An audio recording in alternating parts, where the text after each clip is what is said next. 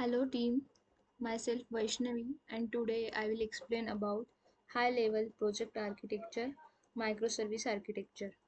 So this is my fifth demo and last demo. So I'll explain about high level architecture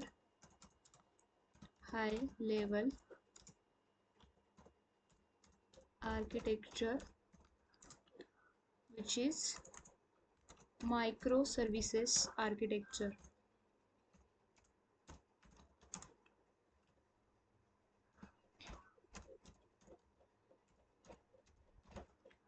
So what is core concept of microservices architecture?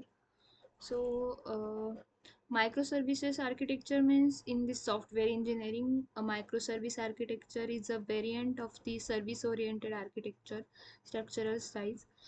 We can't code in a single project, so we have to divide this code. We can't code in single project, so we have to divide this code into a small part or small component or into the services divided into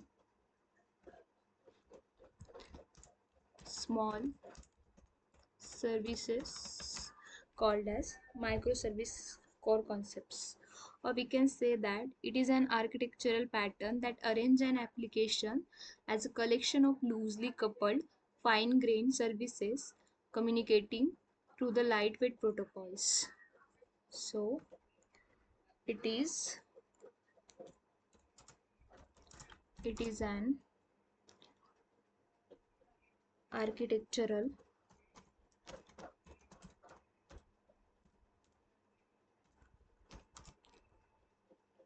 architectural pattern that arrange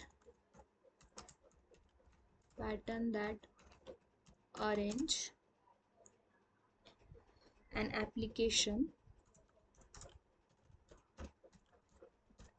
as I mentioned before, into small services.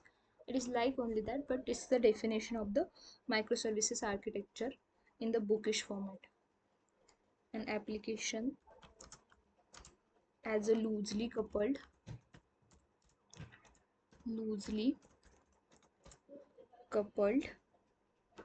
fine grained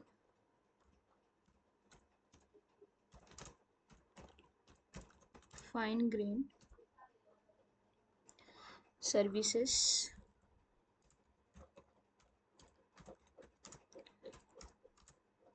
communicating through lightweight protocols. So that is the short of microservices communicating through lightweight protocols like HTTP, as you know that.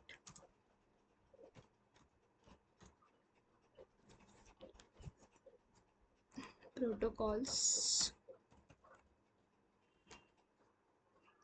So there are, as I said before, that we can't code in a single project, so we have to code in a small services, and that is the microservices architecture. So there are total nine principle or nine attributes of nine principles of microservice architecture,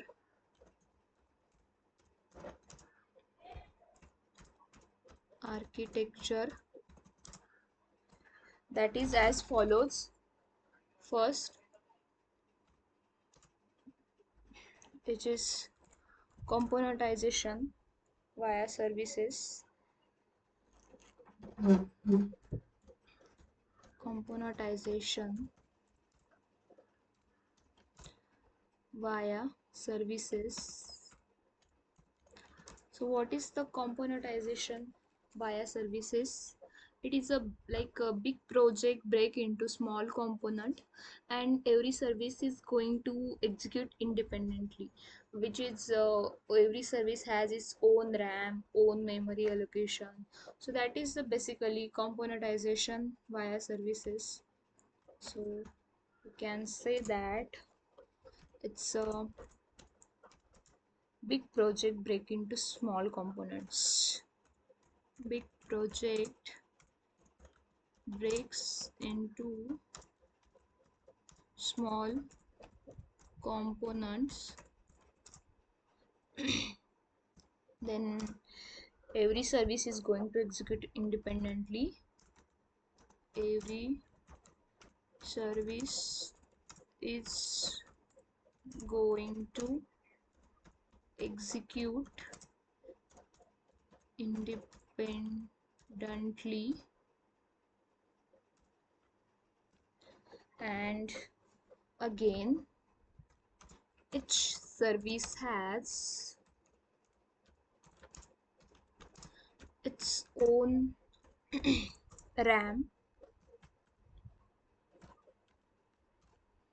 again its own memory allocation.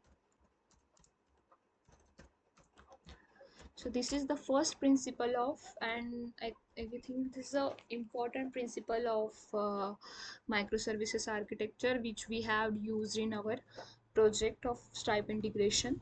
And we are talking now like how to really break down this project. This is the big question we have.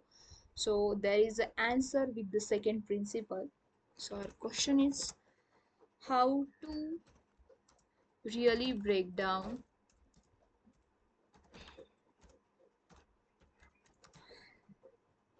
project into small components.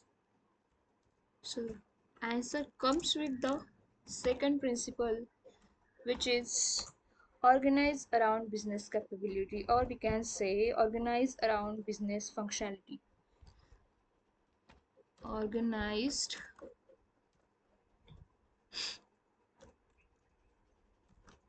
around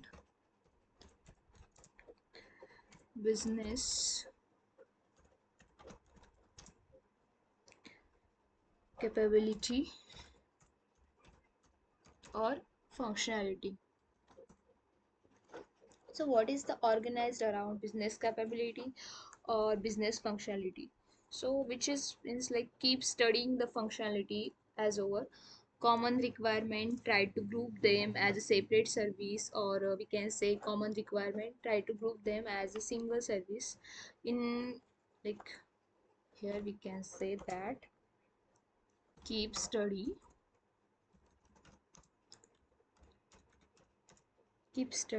their functionality always.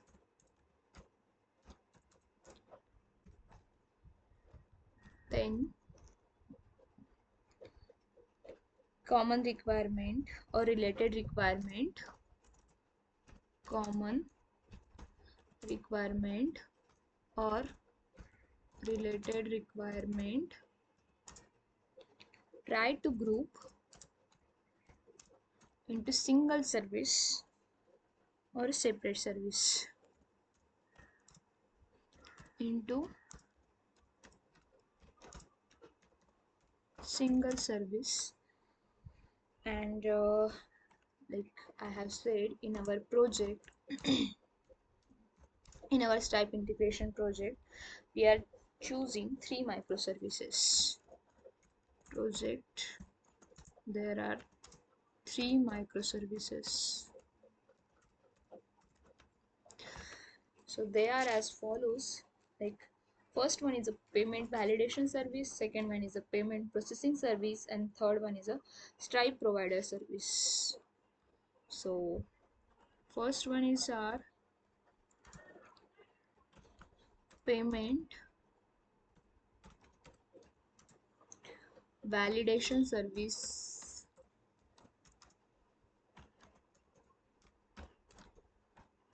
Second one is payment processing service.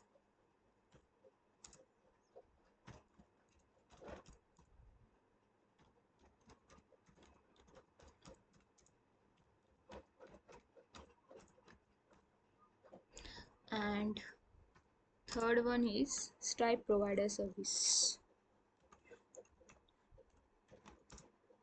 Stripe provider service. So we will be talking about our first service, which is payment validation service. So what is actually a payment validation service? There is like request comes to, first of all, request comes to e-commerce website, and then first it request goes to validation service. After that, validation service have to scan that request, and after that scanning request, write all validation rules. After that they have to, we can write here, first request comes to the, or goes to the validation service, validation service. After that, validation have to scan and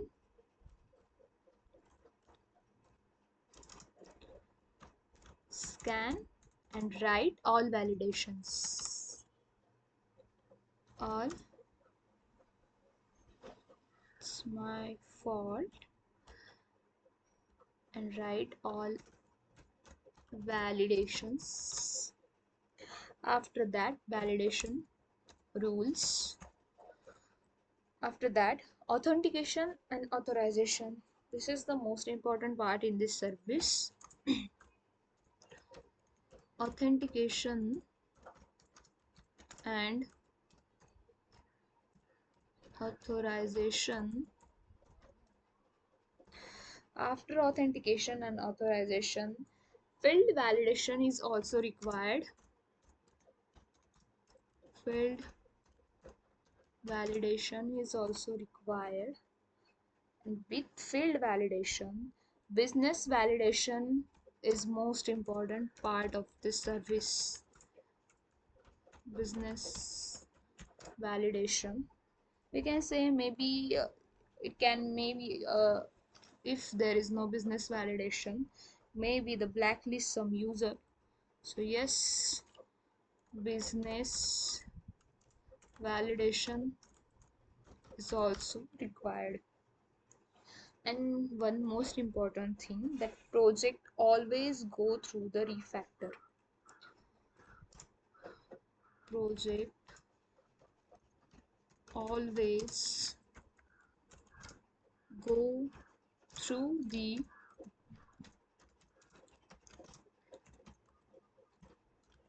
refactor.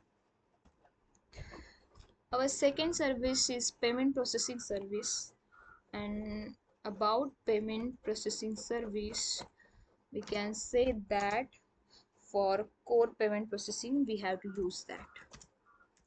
For core payment processing, yeah, we'll see in, after in coding part, what is the core payment processing and all these things. And our third, our processing microservices, Stripe provider service, which include write Stripe integration code.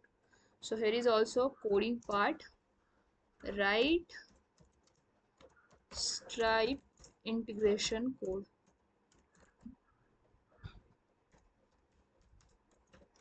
So yes, these three services we will be using for our Stripe integration code. So we have seen two principles of this microservices architecture, which is componentization via services, and second one, organized around business capabilities. So the third principle of the microservices is,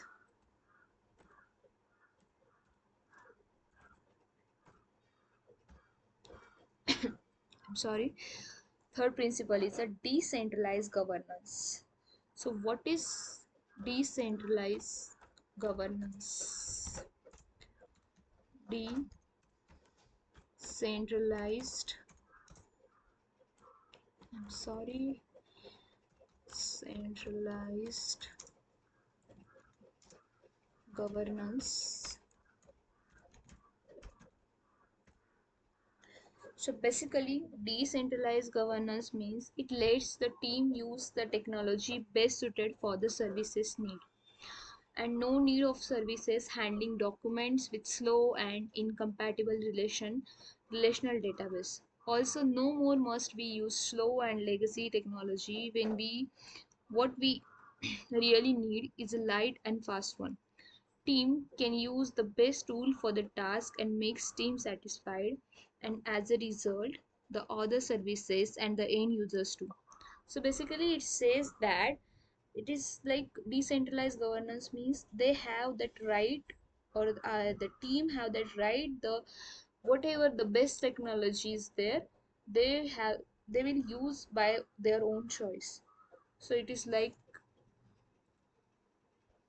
to provide the authorization or right to the tech team to using the best suited choice, best suited for the services needs. So yes, first one, it lets the team use technology by their own, use technology best suited for the services needs. Whatever the best for services, tech team can use it without permission or for their own, you can say for their own decision for the services need.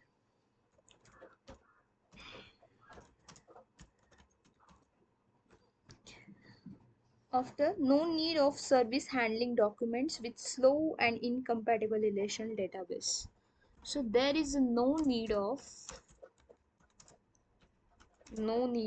service handling documents for this base suited services using,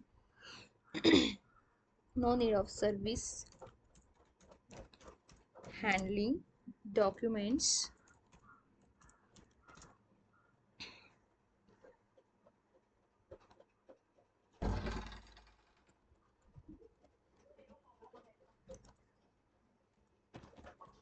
handling documents with slow relational database, RDBMS, RDBMS. So yeah, this is the one more thing we can say in decentralized governance. Third one, you can say no more must we use slow and legacy technology when what we really need is a light and fast one. So you have to use, or you can use, light and fast technology,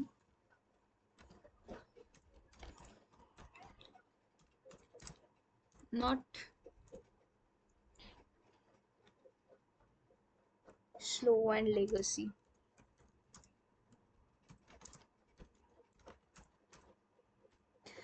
This one is a, this also third one is like decentralized governance principle, and fourth one is team can use the best tool for the task and makes the team satisfied, and as a result the other services and the end users too.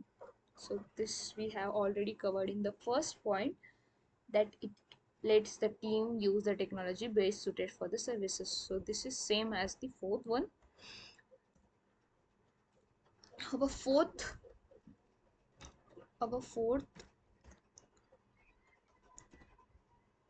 principle of microservices is decentralized data management when possible. So this is not most important microservices, we can say that it is least, but yeah, if there is when possible, so you can use this also, which is decentralized data management. What is decentralized data management? So basically you have to use the single or separate database for the separate services as if it is possible. So we can say that using a separate database for each services, using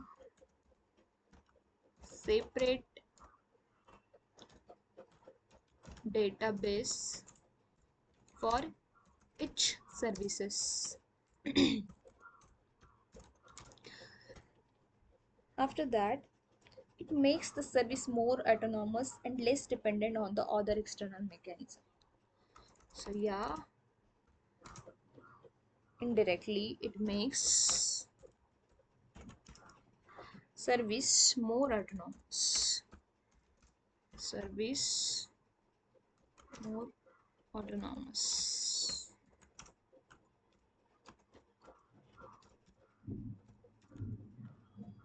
And also less dependent on the external mechanism.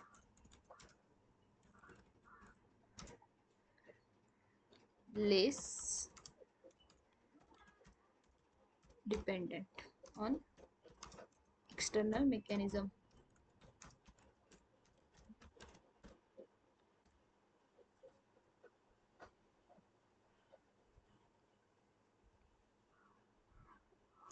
After that, our fifth one, microservices architecture, is principle infrastructure automation. Infrastructure automation.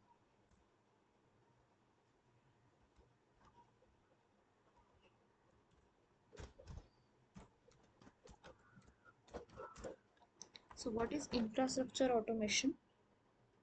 Without this automation would result in a system slow to test and deploy. Client would get doubts about the effectiveness of it all. So there are the distribution and scale. So first one is a communication patterns lead to a truly distributed model. Distribution beyond a single data center is not requirement for the microservices architecture. It's definitely one of the benefits of this model. So first one is a distribution and scale. Distribution and scale. So what will be in the distribution and scale? So basically you can deploy assets across the globe. You can deploy assets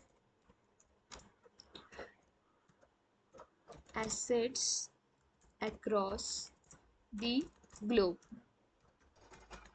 Again, after that, supports highly and scalable system.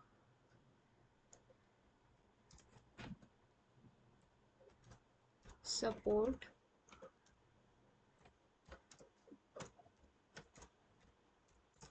highly and scalable system. After that, there are the concerns every services innovation in a microservices architecture is over a remote network calls, as such as there is a connection setup, tear down, and wire latency. Latency on every single call, since it's less or one call, but as many hops come in a place, in this adds much more time gridlock. So third principle is like gridlock of microservices.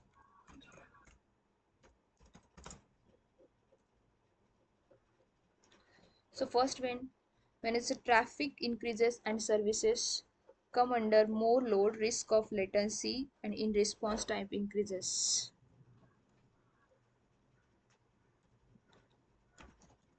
Traffic increases and services come under more load.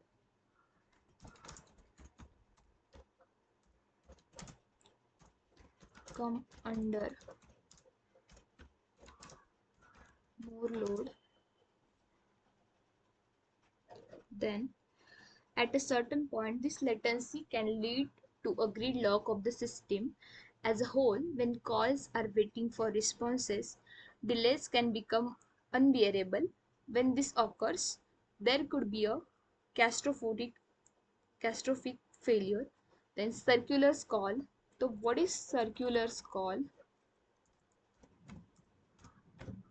Circular calls. What is circular call?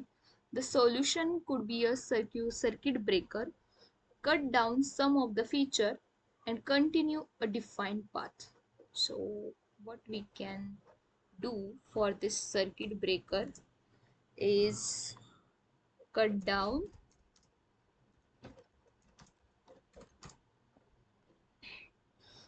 some of the features and continue a defined path.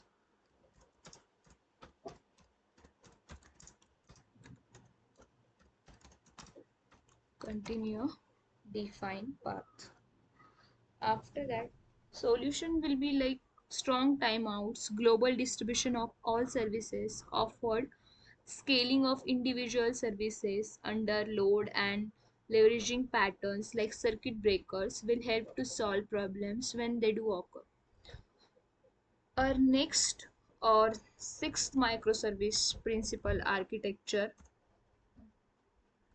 is smart endpoints and dump pipes. Smart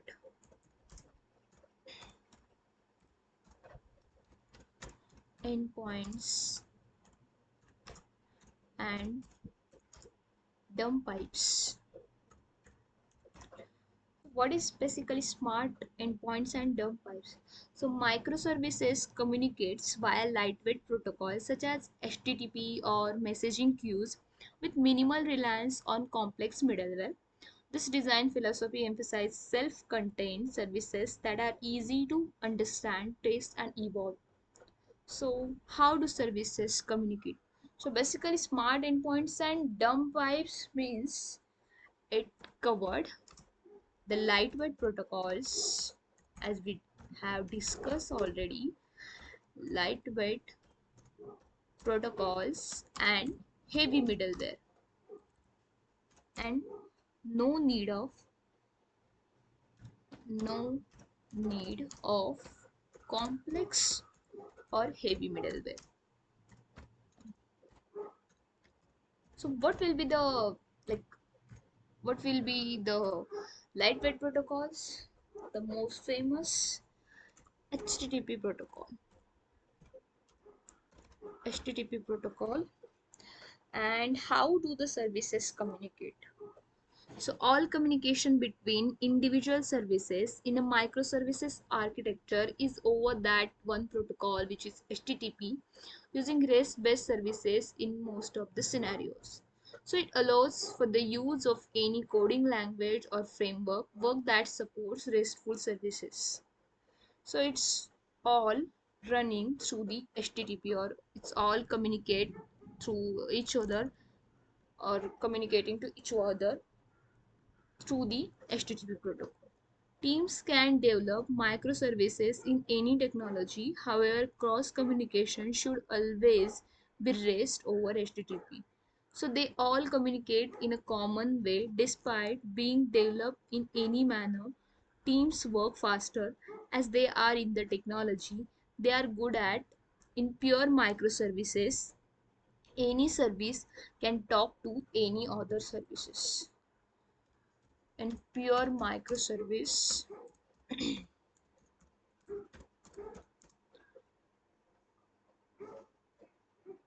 is can talk to any other microservice, can talk to any other microservices. That is one point. Then protocol aware heterogeneous interoperability. Services are bound to protocol HTTP and execute communication over that protocol in a way that works in a mixed or heterogeneous environment. Like it will be occurring and issues. So issues could be problems can arise from all this network cause as each services can call any other service or any service can call any other service in purest form. There are no constraints on who can call or what. Another practice which is not a microservice principle you can say, but it is a part of it, like the API layer.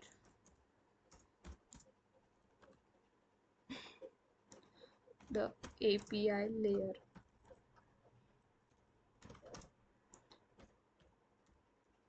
So what is that API layer? The API layer is a common component of a microservices architecture.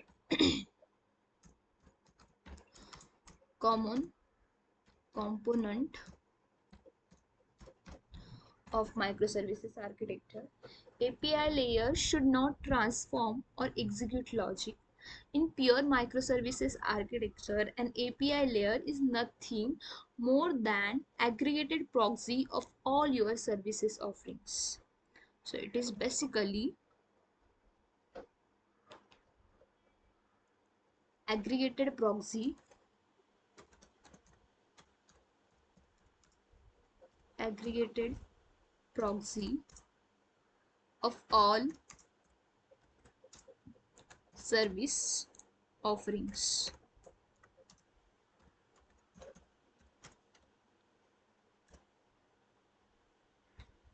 After that, what is API? The API layer is used to shield or is used to cover or protect the microservices. Shield the outside world of your client from knowing the structure, organization, or even what exact service is exposing a specific operation. Is used as a shield. Used as a shield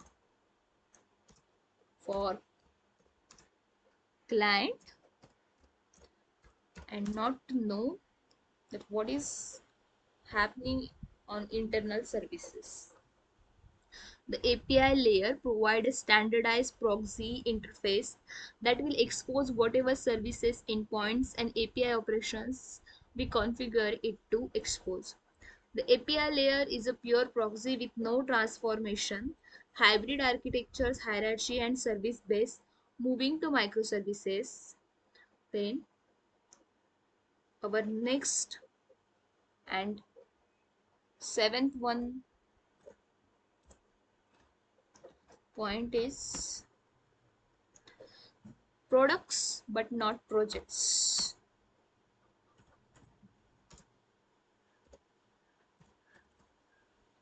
Seventh one, products not projects.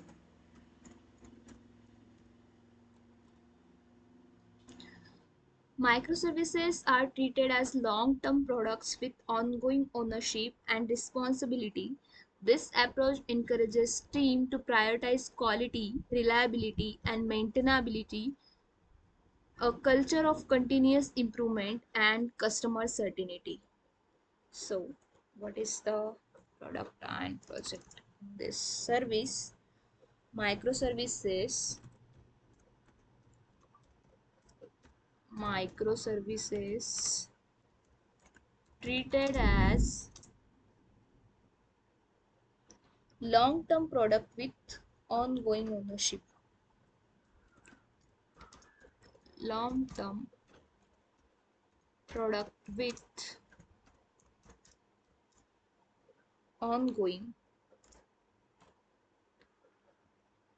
ownership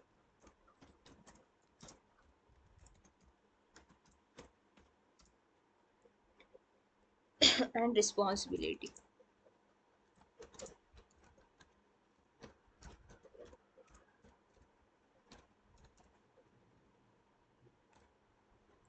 After that, our eighth one principle of the microservices architecture is, as we have seen already, like design for the failure.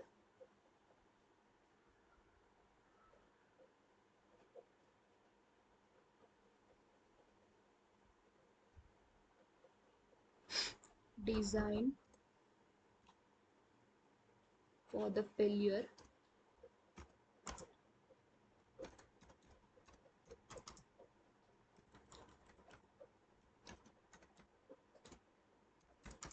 design for failure.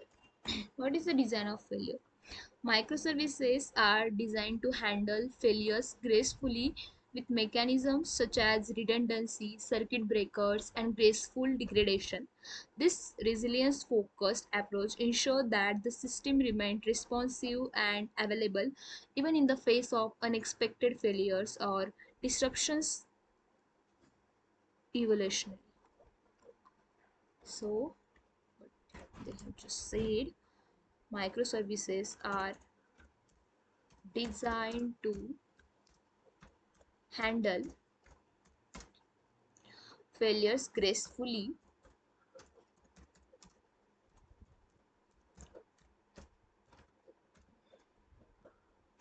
with mechanism such as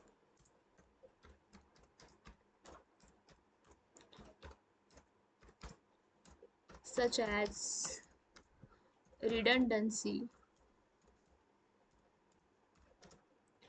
then circuit breakers,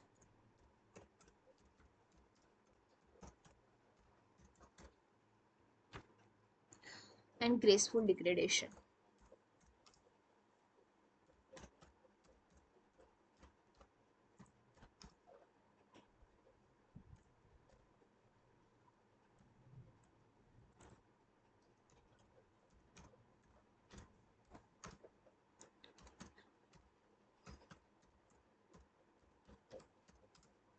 Graceful degradations.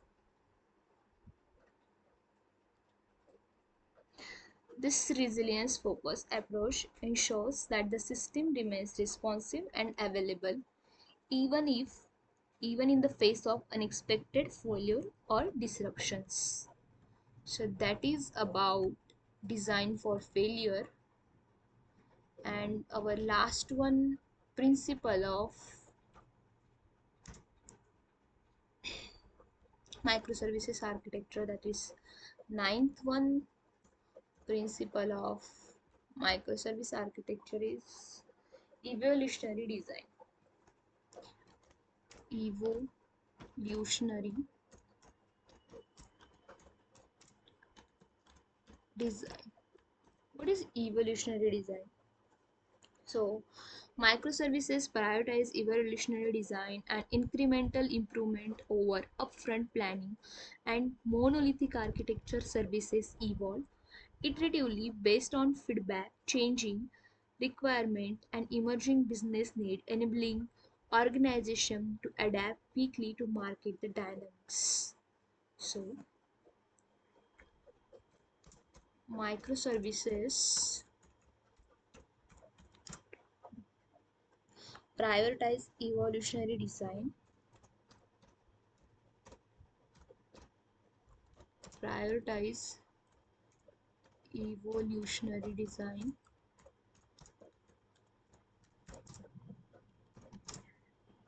and incremental improvement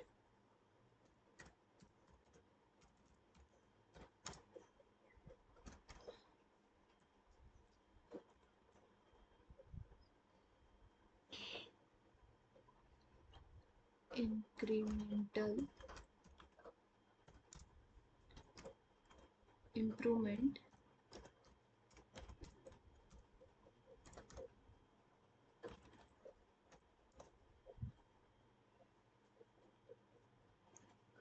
over upfront planning.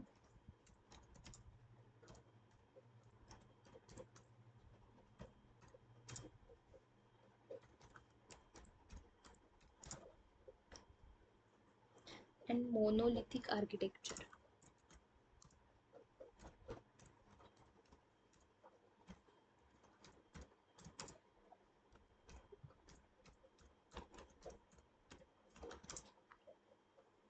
So that is all about our nine principle of microservice architecture. And that is all about the high level project architecture, which is microservices architecture. So yes, that's it for today. Thanks.